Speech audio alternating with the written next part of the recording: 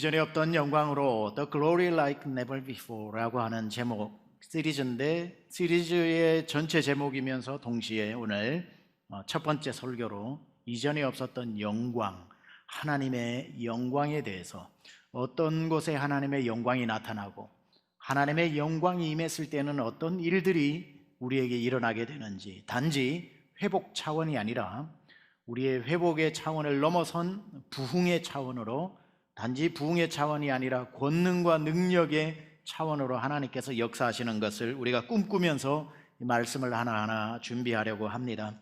이사야 60장 1절에는 일어나 빛을 발하라, 이는 내 빛이 이르렀고 여호와의 영광이 내 위에 임하였다 라고 하는 이 한 구절의 말씀인데, 이 말씀의 배경은 이스라엘 백성 남유다가 586년에 바벨론에 멸망이 되고 포로로 잡혀가죠.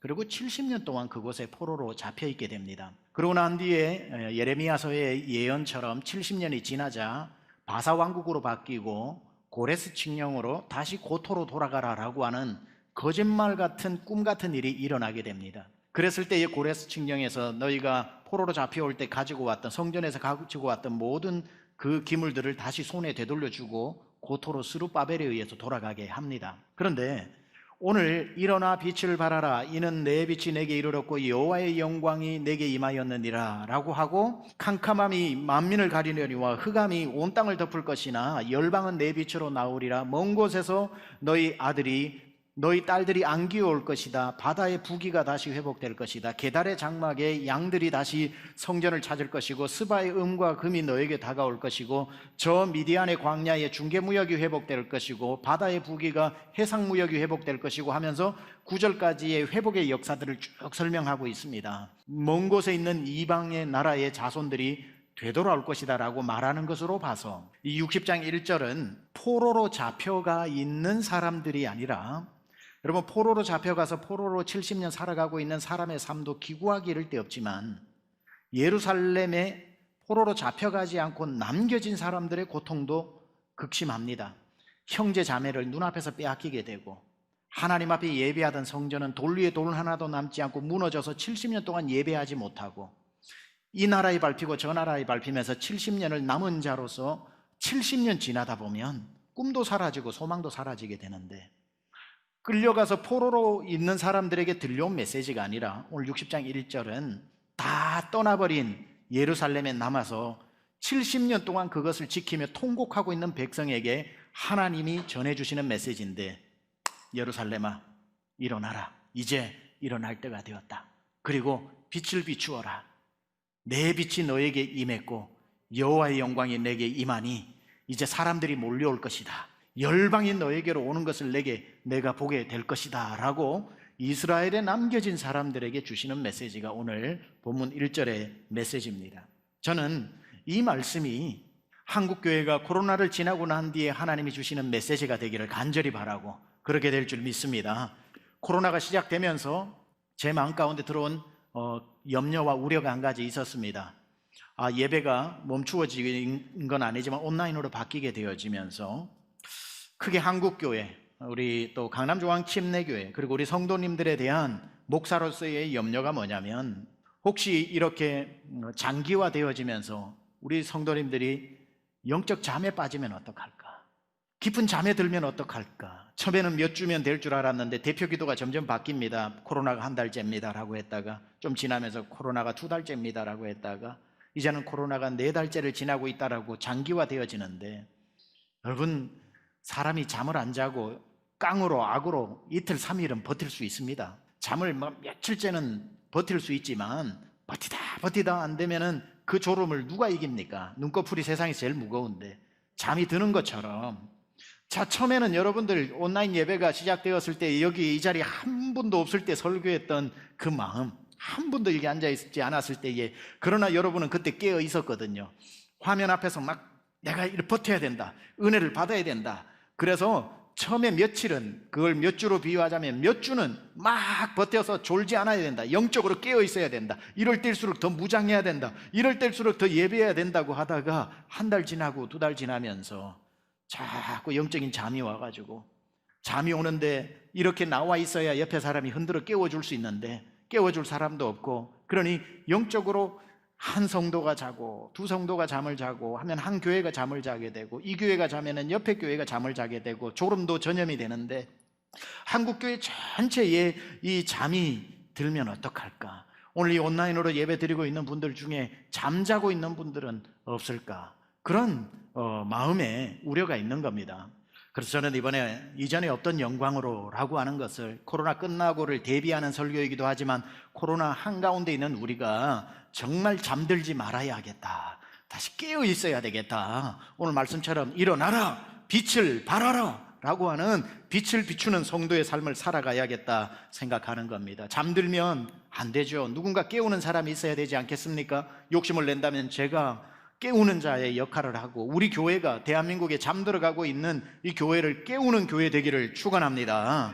근신하라, 깨어라. 너희 대적 마귀가 우는 사자와 같이 삼킬 자를 찾고 있는데, 졸지 않으면, 잠들지 않으면 살아날 것이고, 잠들면 우는 사자한테 먹잇감이 되는 거기 때문에 우리만 깨어 있는 게 아니라 대한민국 교회를 깨우는, 일어나 새벽을 깨우리로다, 일어나라, 빛을 발하라, 우리 교회, 이웃 교회도 깨우고 잠들어가고 있는 대한민국 교회도 깨우는 자명종 같은 교회 되기를 축원합니다. 그러면 일어나 빛을 발하라고 그랬습니다. 도대체 일어날 수는 있겠는데 빛을 발하는 것은 무엇일까? 1절 후반절은 이렇게 이야기하죠. 이는 너에게, 내 빛이 너에게 비추었고 여호와의 영광이 내 위에 임하였느니라. 자, 그러고 보니까 무슨 빛이 우리에게 왔답니다.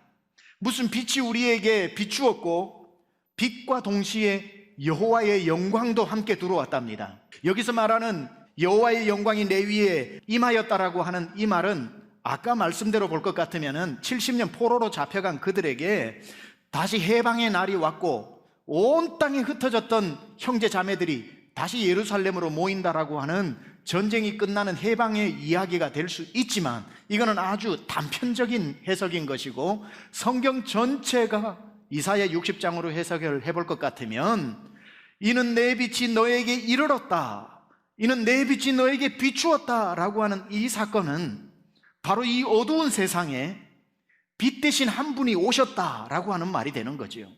그래서 이 빛은 우리가 잘 아는 이 어두운 세상을 비추는 메시아가 이 땅에 오신다라고 하는 그 예수님이 다시 오시는 것에 대한 메시지를 말하는 겁니다. 요한복음 1장 4절 9절은 이 빛이 누군지 이렇게 설명하죠. 그 안에 생명이 있었으니 이 생명은 사람들의 빛이라. 참 빛, 곧 세상에 와서 각 사람에게 비추는 빛이 있었나니 그는 곧 예수 그리스도시라. 자, 이 빛이 이르렀다라는 것이 예수님이 오셨다라는 것으로 우리가 성경 전체 구속사적으로 이해를 하게 될 때, 예수님이 오셨을 때 하나님의 영광도 함께 오셨던 것이고, 이걸 가지고 1절을 해석해 보면 이겁니다. 자, 일어나 빛을 발하라. 그 빛은 바로 너에게 오신 그 빛인 예수님을 전하는 것이다. 다시 말해, 코로나 가운데 있는 성도들이여, 일어나 빛 대신 예수님을 비추라, 이 말입니다. 예수님을 전하는 삶을 살아라.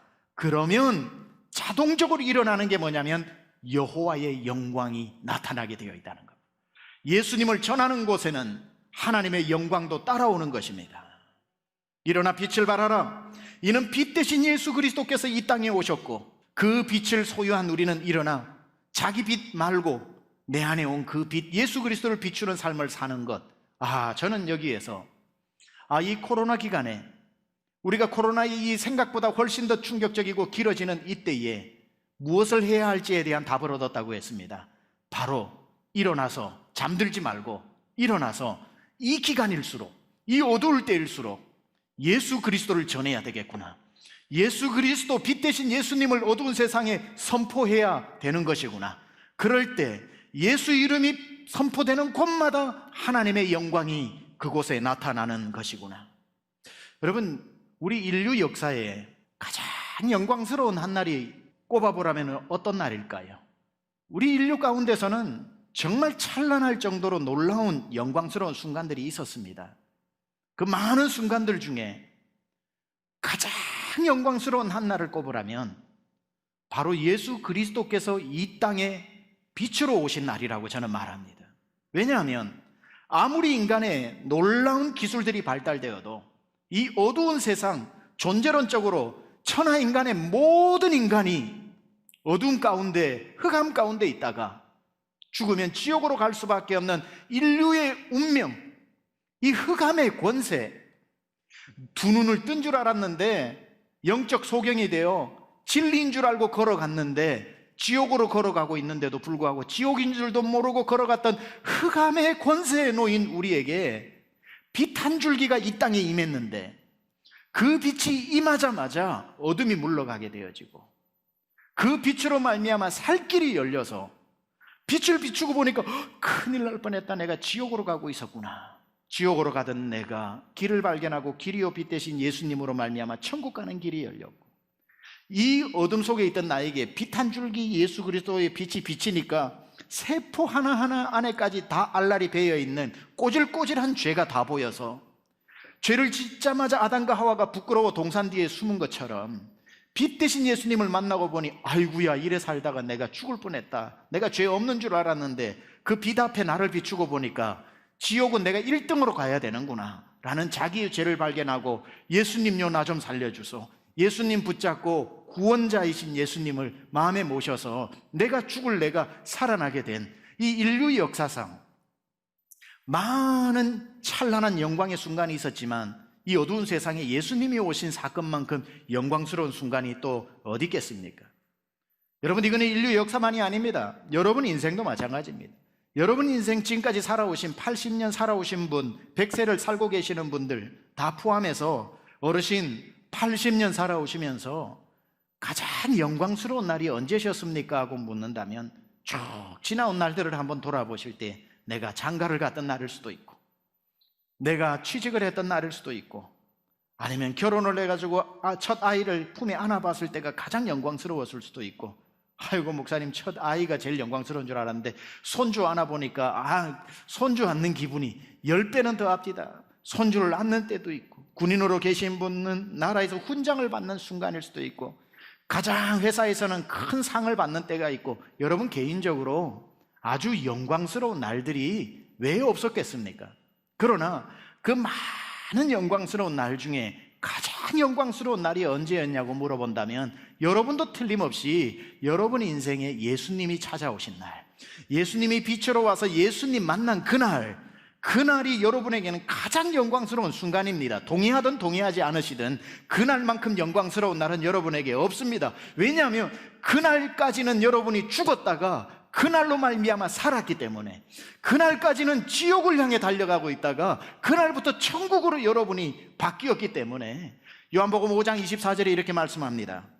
내가 진실로 진실로 너희에게 이르노니 내 말을 듣고 또 나 보내신 이를 믿는 자는 영생을 얻었고 심판에 이르지 아니하나니 사망에서 생명으로 옮기웠느니라. 예수님, 빛 대신 예수님이 여러분에게 찾아오신 그날 여러분에게는 사망에서 생명으로 옮겨진 날이기 때문에 가장 영광스러운 날. 오늘 본문 60장 1절에서 이는 내 빛이 내게 이르렀고 여호와의 영광이 내게 임하였다는 단어가 동의어로 왜 나오는지를 알 것 같습니다. 예수님이 여러분 인생에 찾아오신 날이 여러분 인생의 가장 영광스러운 날인 것입니다. 자, 예수님이 빛으로 우리에게 오셨다는 것은 예수님이 내 인생을 찾아오신 것만 해도 영광스러운데 그 영광은 그 영광에서 멈추지 않는다는 겁니다.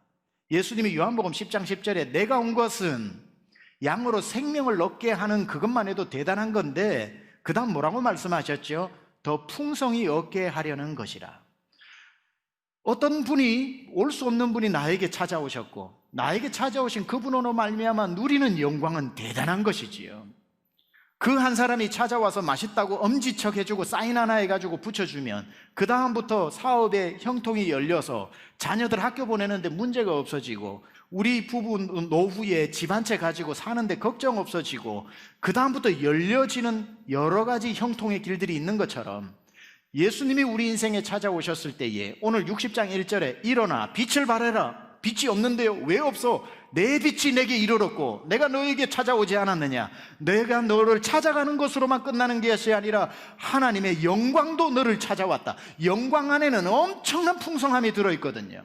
그러니까 그 영광이 하나님의 영광이 임했을 때 어떤 일이 일어나느냐가 3, 4, 5, 6, 7, 8, 9절이라는 겁니다. 열방은 내 빛으로 나오리라. 만민은 내게로 오리라. 눈을 들어 사방을 보라. 멀리 아들들이 올 것이고 딸들이 안겨서 올 것이다. 바다의 부귀가 내게로 돌아올 것이고 게달의 장막의 양무리들이 너에게 올 것이고 스바의 은과 금들이 너에게 몰려올 것이다. 영광이 임했을 때 일어나는 회복이라는 거예요.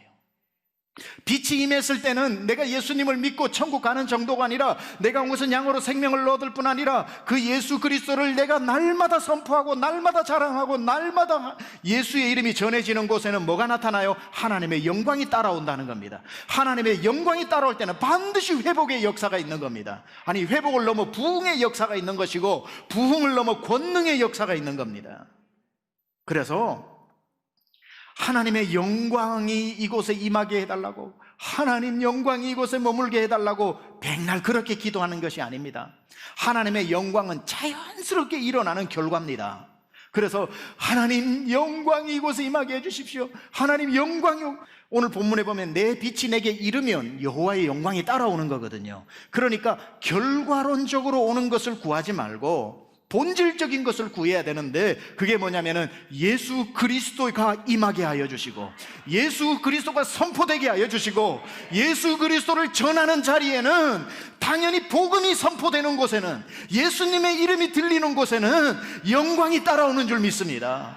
그래서 한국교회가 이 예전의 영광을 회복할 수 있을까? 예전의 영광처럼 교회가 입추에 여지없이 차오를 수 있을까? 그렇게 전 세계에 두 번째로 많은 선교사를 보내는 것이 가능할까? 그 영광을 꿈꾸지 말고 우리가 해야 될 것은 그 영광은 따라오는 것이니 신경 쓰지 말고 예수님을 전해야 되겠구나, 예수님을 비추어야 되겠구나, 일어나 빛을 발해야 되겠구나. 그 빛은 내 영광을 자랑하는 것이 아니라 나에게 임한 빛인 예수님을 자랑해야 되는 것이구나. 한국교회 코로나 회복의 결정적인 키는 예수 중심의 복음을 회복하는 것입니다. 여러분의 입술에 예수님의 이름이 나와야 되는 것이고요, 여러분이 예수 이름 선포되어지는 곳에는, 예수님이 이 땅에 오셨을 때는 하늘에는 평화요 하나님께는 영광이라고 하지 않았습니까? 예수님이 계신 곳에는 영광의 역사가 나타나는 줄 믿습니다. 따라서 가장 시급한 하나님의 영광의 회복은 곧 예수 그리스도의 이름을 일어나 힘있게 그 빛을 비추는 데서 시작된다는 사실입니다. 여러분, 세상은 지금 어둡습니다. 다 어두워서 자기들도 어디로 가야 할지 모릅니다. 코로나가 언제 끝날지도 몰라요. 끝나고 났다고 한들 뭘 하고 살아야 될지 몰라요. 그리고 2차, 3차 또 웨이브가 온다고 그러는데 전염병은 1차 끝나는 거로 끝나는 게 아니라 그러더군요. 2차가 있고 3차가 있고 전 세계의 팬데믹이 역사 가운데 한 6번 있었는데 공통적으로 3차까지 끝나야 모든 사람이 그 전염병을 경험하고 나서 면역력이 생겨야 그 다음부터 줄어든다고 하니 이거 어쩐 일입니까? 2차 파도가 밀려오고 3차가 밀려오면 어떻게 해야 됩니까? 길을 모릅니다. 끝날지도 모르고 끝나고 난 뒤에도 어떻게 해야 될지 모릅니다. 저도 몰라요. 여러분도 몰라요. 누가 합니까? 세상 사람들도 몰라요. 다 어둠 속에 있는 겁니다. 어둠에 있기 때문에 안 보이는 겁니다. 그러나 여러분, 깜깜한 밤에 망망대해에 나침판도 없고 하늘은 어두워 별 하나 없어 북극성이 어딘지도 모르는 배들이 파도가 치기 시작을 하는데 파도에 휩쓸려 죽게 되었을 때 그 모든 배들이 찾는 곳이 하나가 있습니다. 등대가 어디 있는지 찾지요.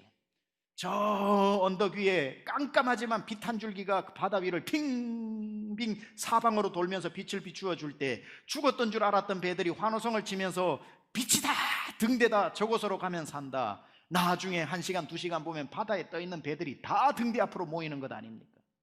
여러분, 예수 그리스도는 이 세상을 비추는 빛이라고 그랬습니다.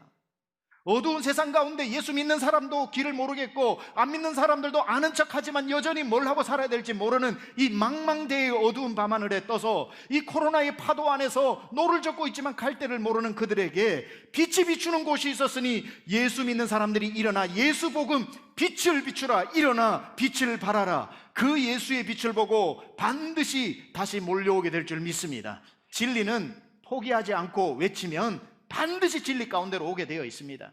지금은 진리의 상대주의라서 모두 다 서로 자기가 진리의 빛이라고 얘기합니다. 너 종교는 네가 진리고, 네가 믿는 건 네가 진리고, 너는 네가 진리고, 모두 진리라고 해서 지금 진리의 상대주의에 살고 있지요. 하나의 절대적인 진리가 있는 게 아니라 모두 자기가 생각하는 진리가 다 진리라고 하는 시대에 살고 있는 겁니다. 그랬을 때에 이것도 진리라서 저것도 진리라서 그거 붙들고 살지만 진리가 아닐 때에는 목마름이 온다 이 말이지요.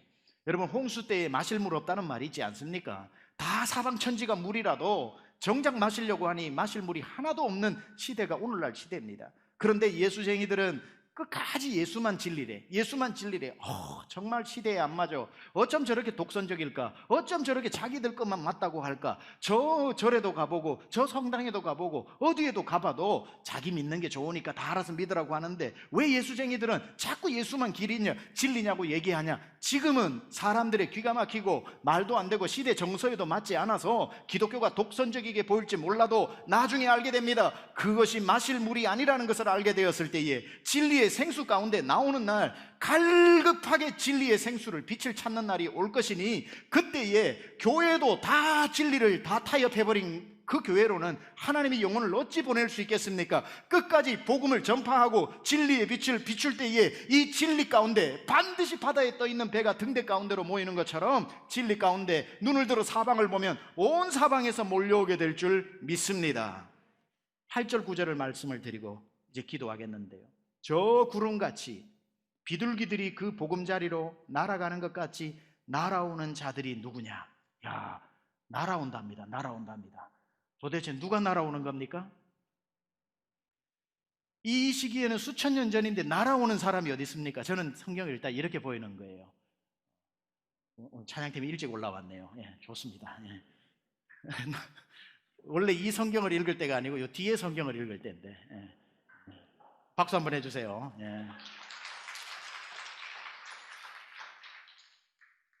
열심히 특심이다 보면 그렇게 됩니다. 날아오는도다 날아오는도다.